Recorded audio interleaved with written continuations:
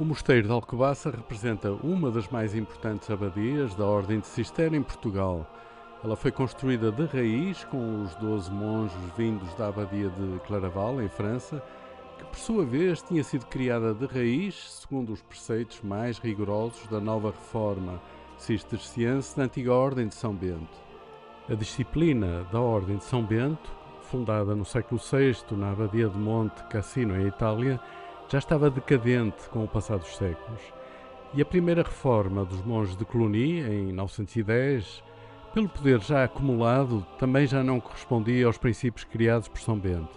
Foi um grupo de monges da abadia de Cister, em França, que na transição do século XI para o XII conseguiu resgatar os valores iniciais da Ordem de São Bento e criar uma nova ordem, a Ordem de Cister, seguindo um padrão racional e austero.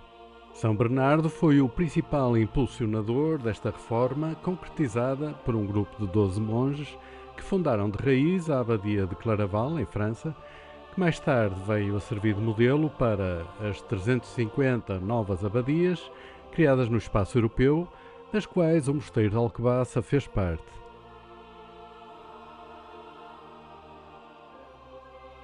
O mosteiro cisterciense não era uma criação artística, mas uma criação adaptada a uma forma de viver. Nada era fruto do acaso e tudo tinha uma finalidade específica e explícita. O acessório foi dispensado, apenas subsistindo o que podia ser útil na prática. O modelo cisterciense estava estratificado e os espaços estavam estruturados de forma a separar a hierarquia. O abade, os monges, os conversos, os noviços, os enfermos, os visitantes e mais tarde os assalariados, nos seus espaços e nos acessos e ligações com o exterior. O mosteiro cisterciense tinha um conjunto edificado contido dentro de uma cerca que separava do mundo exterior as suas terras de cultivo, moinhos, oficinas e tudo o mais necessário à vida autossuficiente de uma comunidade fechada ao exterior. Os conversos eram frades leigos que faziam os serviços mais pesados e que trabalhavam nos terrenos agrícolas e mais tarde nas granjas, lidando também com os rebanhos. Através da iniciação à fé cristã, eles podiam ascender a noviços e depois a monges. Em 1153, o rei Dom Afonso Henriques, preocupado com o repovoamento a sul do rio Mondego, fez a doação deste couto de Alcobaça a Bernardo de Claraval e à Ordem de Cister, para aqui se fundar uma abadia com uma comunidade inicial de 12 monges vindos de Claraval. Depois, com outros monges vindos do Mosteiro de São João da Tarouca, erguem um edifício provisório de madeira, a Abadia Velha, ou Santa Maria a Velha, localizada onde hoje fica a Capela Nossa Senhora da Conceição. A igreja começou pela sua cabeceira, que é constituída por 9 capelas radiantes, unidas pelo espaço de circulação chamado deambulatório, em volta da Capela-Mor. Isto permitia que os peregrinos e crentes pudessem prestar culto às relíquias depositadas nestas capelas sem interferir com o altar-mor. O deambulatório funciona como uma espécie de claustro dentro da própria igreja. São Bernardo criticava o excesso decorativo dos templos românicos e pretendeu utilizar a nova arquitetura gótica de uma forma austera, limpa de excessos decorativos e de imagens.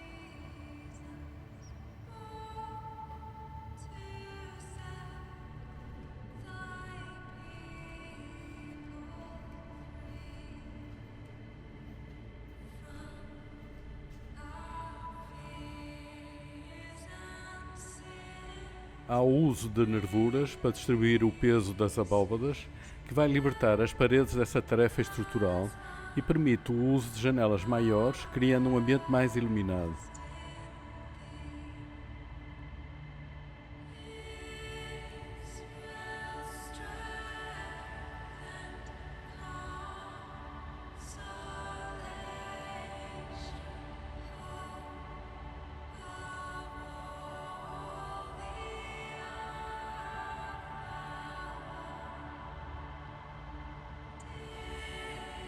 No anterior estilo românico, as paredes eram mais espessas porque tinham de suportar todo o peso das abóbadas de berço e a iluminação natural era precária porque era feita por apertadas frestas.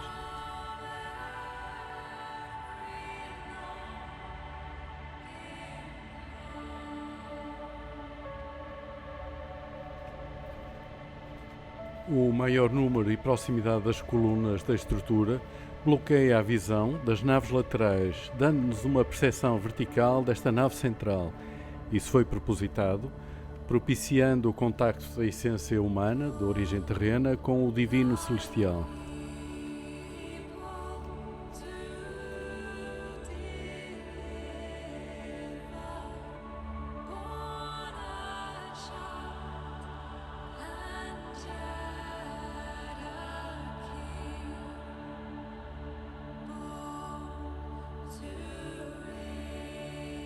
Nas naves dos transeptos ficam duas obras-primas da escultura medieval portuguesa, os túmulos de Dona Inês e Dom Pedro I. Neste túmulo de Dona Inês de Castro, nas faces laterais do túmulo vemos os passos da vida de Cristo, no facial da cabeceira vemos a figuração do Calvário.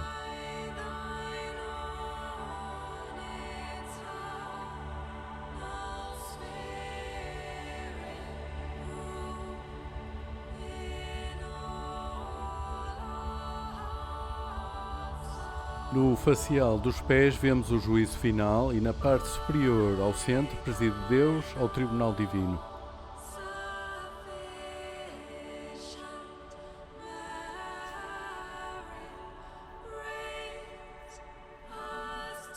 Este é o túmulo de Dom Pedro I do século XIV, não é Dom Pedro I do Brasil e IV de Portugal do século XIX.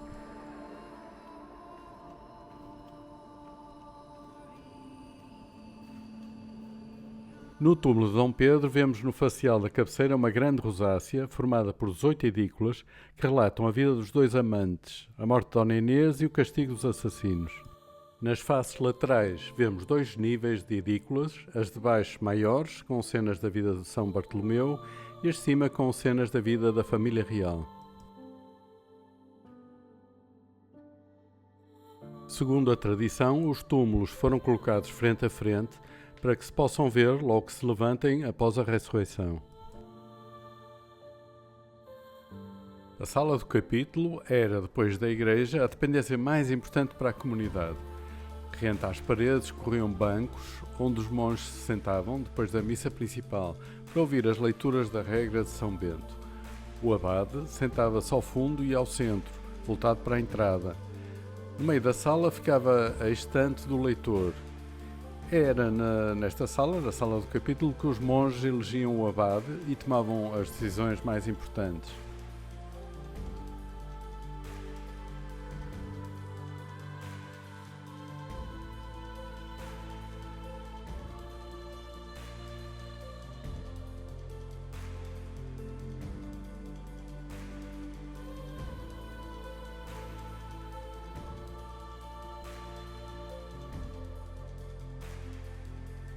A ala dos dormitórios tinha ligação direta à igreja para os ofícios litúrgicos, matutinos e noturnos, e dispunha originalmente apenas de uma cela individual para o abade, contígua ao transepto. O dormitório medieval era um espaço único. As camas ficavam separadas por divisórias baixas e os monges dormiam vestidos. Com a construção dos novos dormitórios durante os séculos XVI e XVII, este espaço ficou com paredes. Aqui ficavam os aposentos do abade-geral, o arquivo real, o cartório e as livrarias. A sala dos monges, ela devia ter servido de sala dos noviços até ao século XVI. Mais tarde serviu de celeiro e adega.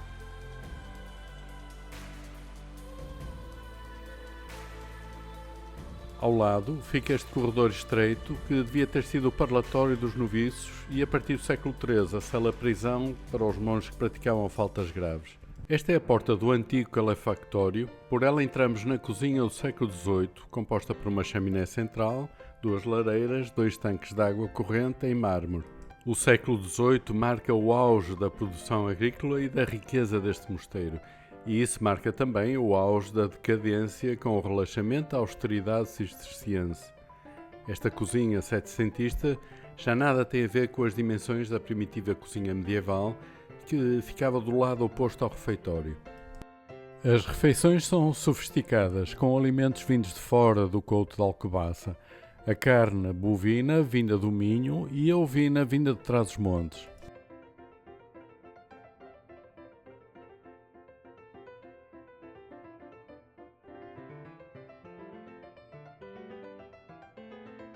A escala monumental desta chaminé e o revestimento dos azulejos parece agora querer concorrer com a cozinha dos frades do Palácio de Mafra, de Dom João V, e mostra que a primitiva abstinência da carne animal era coisa já do passado.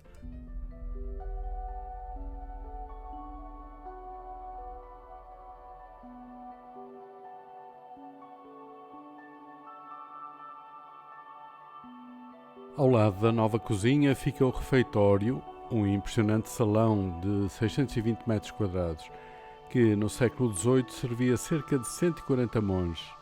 Aqui comia-se em silêncio. O púlpito era usado para a leitura sacra diária.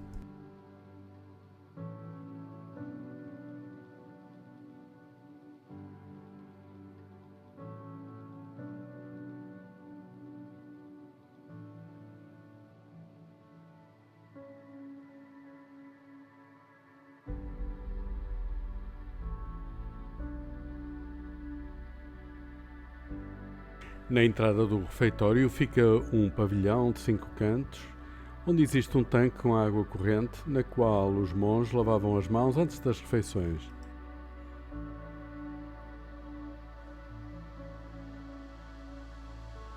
Este mosteiro era abastecido pela água de um pequeno braço do rio Alcoa, a chamada Levadinha.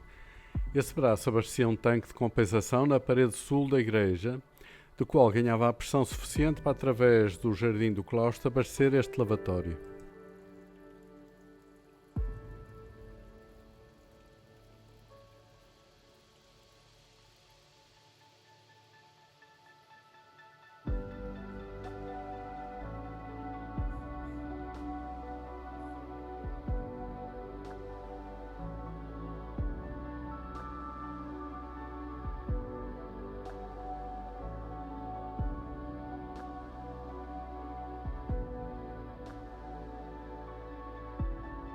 Este claustro do silêncio foi construído no reinado de Dom Dinis entre 1308 e 1311.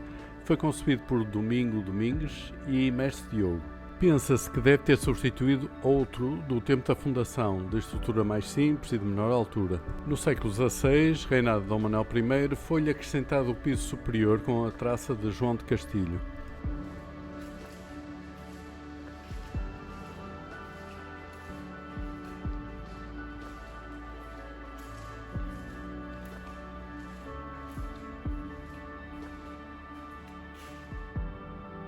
Esta galeria do claustro era a galeria da leitura. Era aqui que os monges, sentados em bancos, encostados à parede, reuniam-se para lerem e para ouvirem a leitura antes do ofício das completas. Aqui debaixo da Virgem do claustro ficava a cadeira do abade e na sua frente o monge leitor.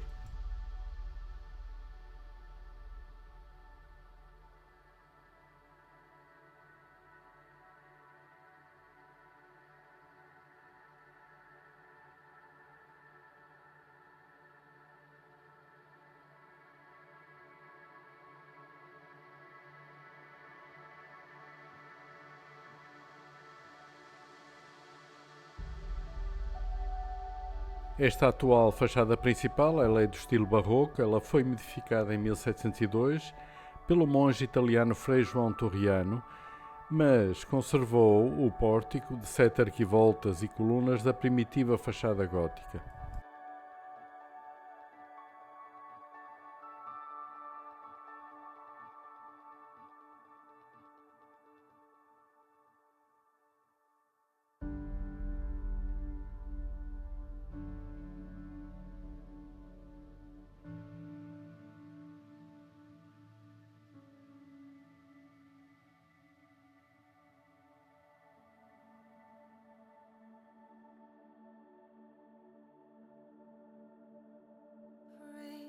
Do lado esquerdo desta fachada fica a Sala dos Reis.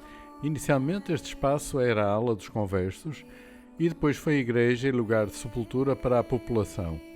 Ela chama Sala dos Reis pelas estátuas em terracota policromada representando os reis de Portugal, feitas pelos monges do mosteiro no século XVIII.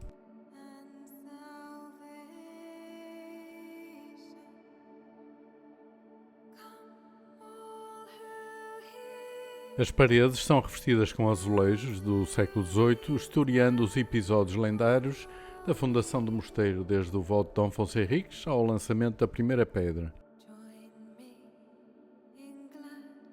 No braço sul do transepto fica a capela dedicada à morte de São Bernardo, que foi obra dos monges artistas no final do século XVII. Foi vandalizada pelos soldados franceses e mal restaurada pelos monges do século XIX, daí o atual estado. A Casa dos Túmulos, ou o Panteão, foi construída entre 1770 e 1782 para recolher os túmulos medievais das rainhas e infantes que se encontravam no transepto.